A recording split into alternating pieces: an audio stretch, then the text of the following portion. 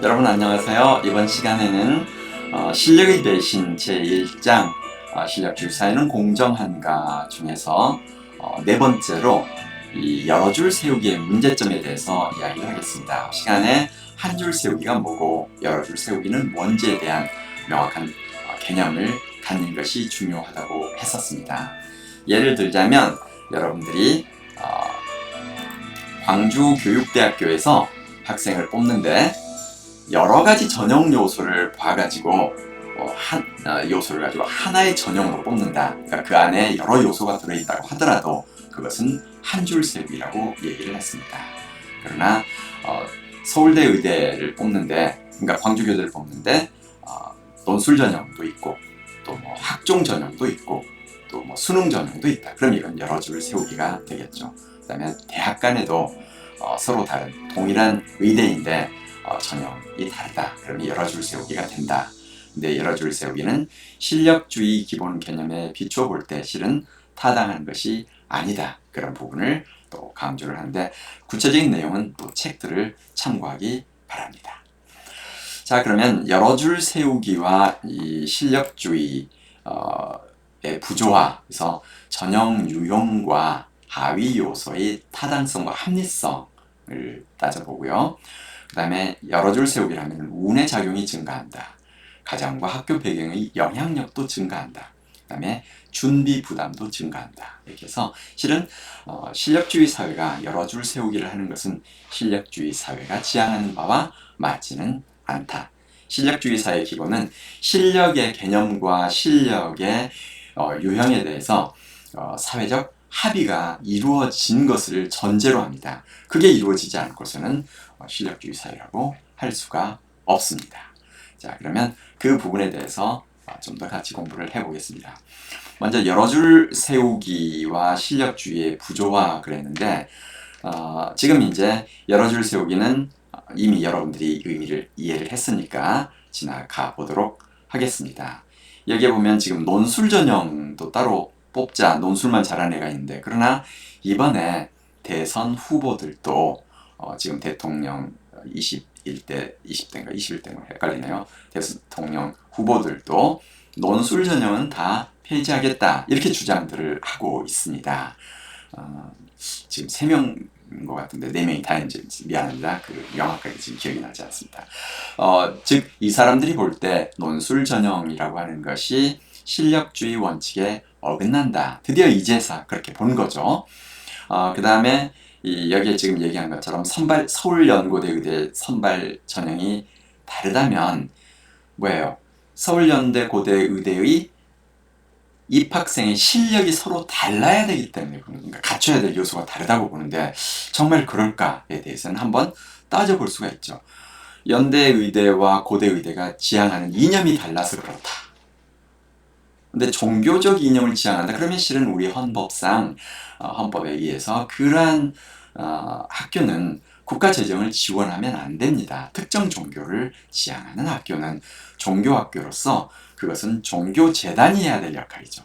우리 사회가 필요한 의사상이 있고요.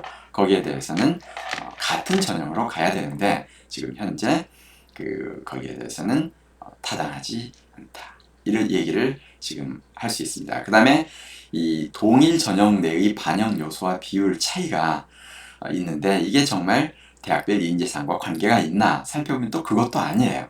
그래서 지금 현재 여러 대학이 다양한 요소, 의대를 뽑으면서 다양한 전형을 사용하고 다양한 또 전형 요소 간의 차이가 있고 하는 것은 올림픽 10종 경기 선수를 선발하겠다고 하면서 서로 기준이 다른 것처럼 타당하지도 않고 합리적이지도 않다. 이게 제가 주장하는 바입니다. 근데 의대에 입학하기 위해서 갖춰야 될 실력 기준이 한 대학 안에서도 다르고 또 대학 간에도 다르다면 학생들은 준비에 상당한 혼선을 빚게 되겠죠. 그렇게 되면 이제 처음부터 좋은 정보력을 가져야 되고 또 학생들이 거기에 따라서 이제 어떨 때는 운도 크게 작동을 하고 그러다 보니까 이제 많은 비판에 직면하게 됩니다. 그래서 지금 아까 말했던 논술 전형을 없애는 쪽으로 가고 있는 것도 그건데요. 운의 작용이 증가한다 이 말은 여러분들 우리나라 공중 화장실도 요새는 화장실 입구 쪽에가 이 문이 다 그러니까 한 줄로 서게 돼 있어요. 그래가지고 7개, 10개의 화장실 각각 그 이제 들어가서 변을 볼 수 있는 곳이 있다. 그러면 나오는 순서 한 줄로 섰다 딱딱딱 들어가게 되는데 과거에 우리나라 화장실 줄서기 문화를 보면 각각 문 앞에 섰어요. 개별 문 앞에. 그러면은 운이 좋은 사람은 서자마자 나와서 탁 들어갈 수 있고요. 운이 나쁜 사람은 옆에는 막 계속 바뀌는데 자기 앞에는 조금 제대로 변을 보기 어려운 변비 걸린 사람이 앉아있다. 그러면 정말 열불이 나죠.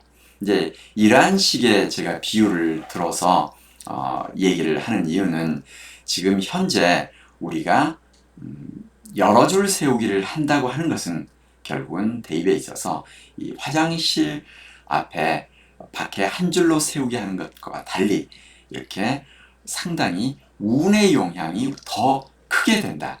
이렇게 돼서 실력주의 원칙이 무너진다. 이것을 강조하기 위해서 드러났습니다. 즉 운도 그러니까 우리가 지하철 탔을 때도 아니면 버스에서 누가 내릴 사람인지 지하철에서 알아가지고 그 앞에 탁 서게 되면 좋을 텐데 이건 상당히 어렵다고 합니다. 물론 이제 방법이 있긴 하지만 그럴 때 운 좋은 사람은 나는 10정거장을 가도 계속 서 있는데 어떤 사람은 한 정거장만에 바로 앞에 사람이 이렇게 눈 감고 막 졸던 사람이 갑자기 탁 일어나서 나가면 바로 앉는 걸 볼 때 이거 너무 불공평하다 이런 생각이 들잖아요. 그래서 그런 경우들 그래서 운이 대입에 상당한 영향을 미치게 되는 거죠. 이 실력주의 원칙이 무너진다 이렇게 얘기하고요. 가정과 학교 배경의 영향력이 중요해진다. 이것은 이제 부모가 미리 무슨 대학에 무슨 과를 가는 게 가기 위해서는 어떻게 준비해야 되는지 이런 걸 이제 다 조사해가지고 준비시켜주는 아이하고 과거처럼 열심히 학교 공부해가지고 좋은 성적을 받아서 가는 시절하고 달라진 거죠. 그만큼 이제 가정과 학교 배경의 영향력이 중요해졌고요.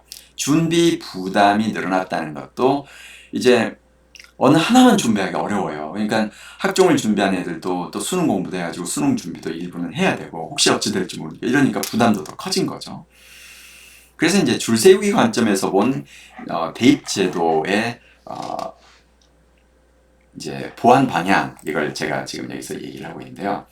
교육 문제와 한 줄 세우기의 관계, 그다음에 한 줄 세우기의 방향으로 제가 대학 자율과 한 줄 세우기, 최소 수학 능력 확보, 중복 측정이 최소화, 교과 성적 위주의 한 줄 세우기, 학종 전형을 중심으로 한 한 줄 세우기, 그다음에 수능을 통한 한 줄 세우기, 뭐 이런 내용들을 여기다가 지금 소개를 하고 있습니다. 이 내용을 교재를 보면서 같이 조금 더 공부를 해보겠습니다.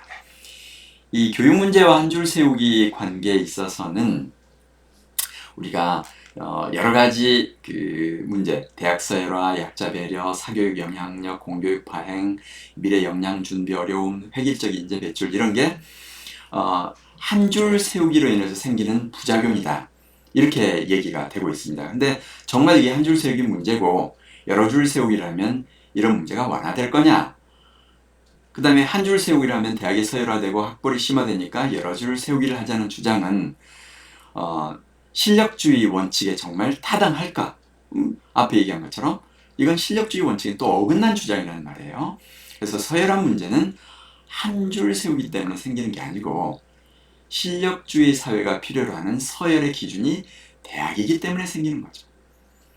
그래서 여러 줄을 만들어서 대학 서열을 없애면 채용 과정에서 실력 판단 기준이 이제 대학이 더 이상 안 되겠죠.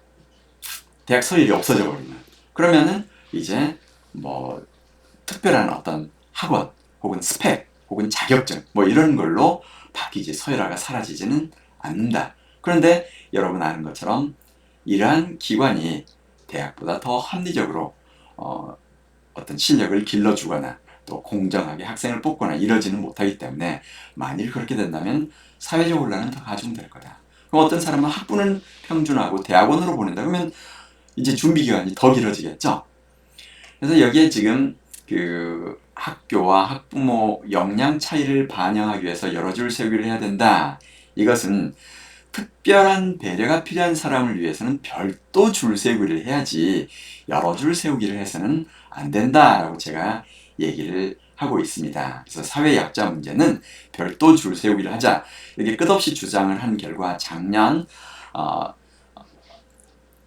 8월 30일에 그 사회적 약자를 배려하기 위한 법이 통과되어서 이제는 15% 범위에서 이 학생들을 반드시 뽑도록 되어 있습니다. 이렇게 되어 있기 때문에 앞으로는 반드시 15%를 뽑아야 되는 이러한 상황이 발생하고 있습니다. 그 내용을 여러분하고 잠깐 한번 살펴볼까요? 제 블로그로 가서 보면요. 제 블로그를 보겠습니다. 여기에서 교육 지난 여름에 통과되었던 법 내용을 한번 보겠습니다. 교육 제가 있는데요. 네, 831 교육혁명 8월 31일이었네요. 그때 여러 가지 법이 통과되었는데 그 중에 사회통합전형, 사회자 전형이 아니고 이제 사통전으로 사회통합전형으로 바뀌었어요. 이것을 15%로 해야 된다, 이렇게 고등교육법이 개정이 되었습니다. 그래서 이제는 그러한 방식으로 가게 됩니다. 또 사교육 영향력 때문에 여러 줄 세우기를 해야 된다. 그런데 여러 줄 세우기를 했더니 사교육 영향력이 떨어졌나요? 그건 아닙니다. 여러분 잘 알고 있죠? 그 다음에 한 줄 세우기라면 공교육이 파행되느냐? 아니죠.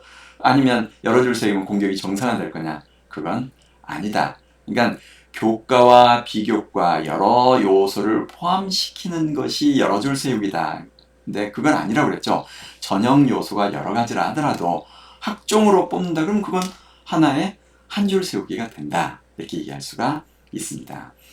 그래서 오히려 학교 생활, 공교육을 정상화하려면 한 줄 세우기를 하는 게 더 낫다, 이렇게 얘기를 할 수가 있습니다. 그런데 학종 전형은 어린 국민들을 감시하여 성장을 체계적으로 막는 결과가 초래될 수 있다. 오히려 학교 교육이 끝없는 지옥 상황이 돼버리는 거죠. 모든 게 점수화가 되잖아요.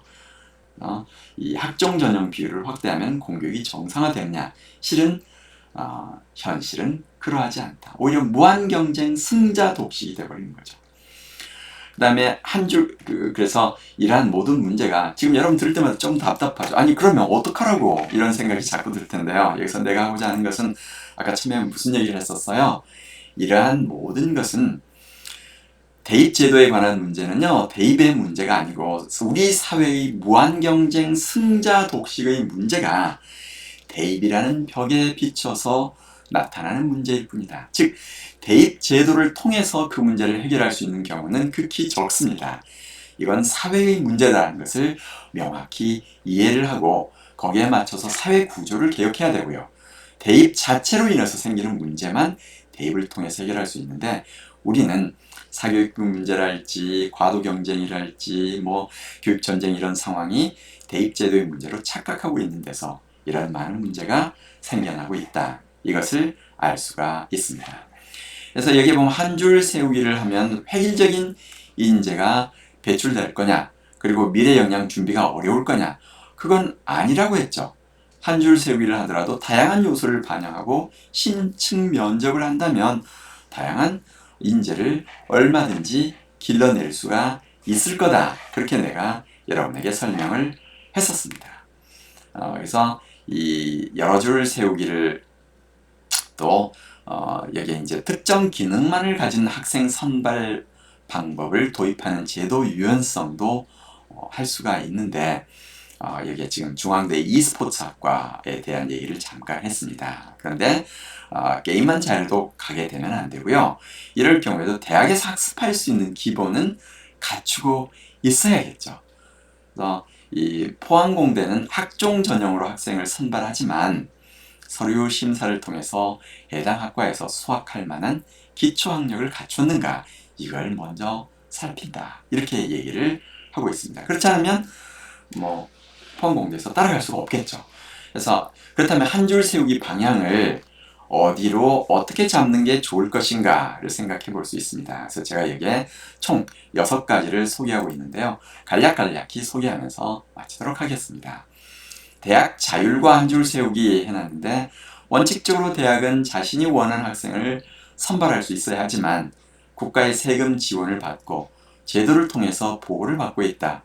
아니 국가가 무슨 보호를 받냐고요?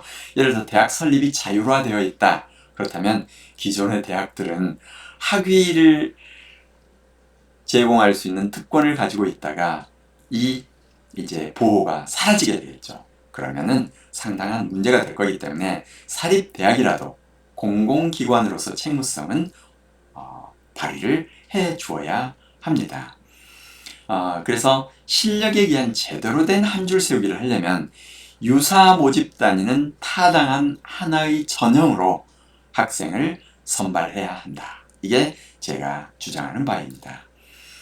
물론 이제 사회가 인정할 만한 특수한 목적을 가지고 있는 대학은 예외를 인정해 줄 수 있다. 그렇지 않으면 이제 대학 자유를 너무 과도하게 침해해서 대학이 반발을 하게 되겠죠. 그리고 사회나 개인이 근거를 가지고 이의를 제기하면 대학 평가 절차와 기준, 그러니까 대입 평가 절차 기준, 결과 등도 공개하도록 하는 보완책도 필요합니다. 앞에서 얘기한 것처럼 실력에 의한 한 줄 세기를 하더라도 약자를 위한 별도 줄세기는 해야 되는데 이는 우리는 법을 통해서 15%로 했고요. 브라질, 인도는 50%까지 사회적 약자를 뽑고 있습니다. 특히 인도 같은 경우는 이제 불가촉천민이라고 하는 그 아주 하층 계급인데 이들에게 특별한 배려를 해서 의대, 심지어 인도 공대와 인도의 그러니까 학생과 교수까지도 50%를 채우도록 하고 있습니다. 그 다음에 최소 수학 능력 확보 부분은요, 조금 짧게 설명하면은 그 정도 수학 능력도 없는데 우리 대학에 들어오면 학습이 어려워요. 과거에 체육 특기자 전형을 체육고생으로 했었는데 이 수학 능력 하한선을 두지 않았더니 아예 뛰어난 애들은 다 서울 명문대로 진학을 해버리고요. 우리 대학은 도저히 학습마저 안 되는 아이들이 와가지고 수업을 따라갈 수가 없어요. 그러니까 임용시험에도 안 되는 거예요. 그래서 결국 포기를 했습니다. 그래서 그 대학이 생각하는 최저 수학 능력 확인하는 보완 장치는 필요합니다. 꼭 수능 성적 등급이 아니라도 교과 성적 최저 등급제도 그 중에 하나가 되겠죠. 그 다음에 중복 측정 최소화 그랬는데 예를 들면 수능도 보고 본고사도 보고 교과 성적도 본다 그랬을 때 이게 유사한 요소를 계속 측정한다면 너무 힘들잖아요.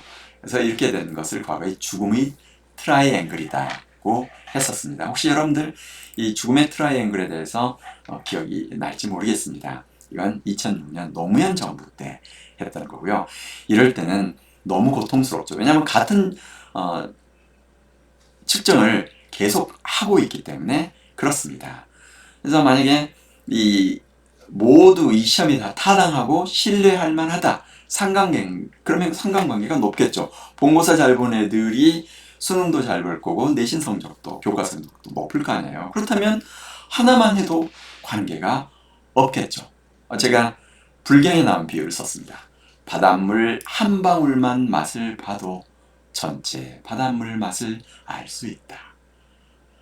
그런데 왜 그렇게 보려고 했을까? 현실은 이 교과 성적이 좋은 애가 수능 성적이 낮은 경우도 있고요.